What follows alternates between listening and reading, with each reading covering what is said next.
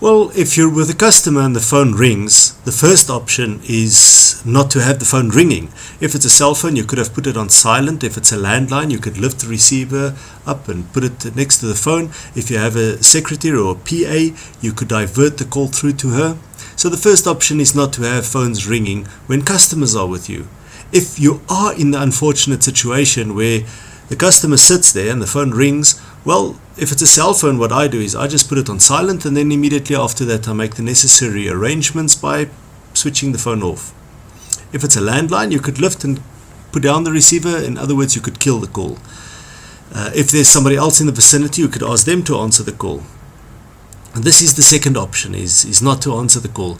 The third option is, if you feel it's rude not answering the call, or that it would not give a good impression if a customer sits there and you do not answer the call, well, then I would apologize to the customer, pick up the phone, keep it short, ask the person who's phoning if you could phone them back at a later stage, take their number, be polite, but show the customer that their business is important to you and that you do not want your conversation interrupted. After this, make the necessary arrangements. Put it through to your secretary, lift the receiver, or simply switch off the phone. If you're busy on the call and a customer walks in, well, once again, the best option is not to have customers walking in when you're busy on a call. Close the door, ask your PA or somebody else to help people or not to be disturbed. But if you are in the unfortunate position that this does happen, you're on the phone and a customer walks in, well, this would all depend on who you on the phone with. If it's a private call, then you could hang up and ask the person if you could call back later. If it's a medium important call, well, then you could just ask the person to say, well, a customer just walked in, hold on 1 second, and then tell the customer, welcome, please have a seat, and then continue with your call. Keep it short and continue.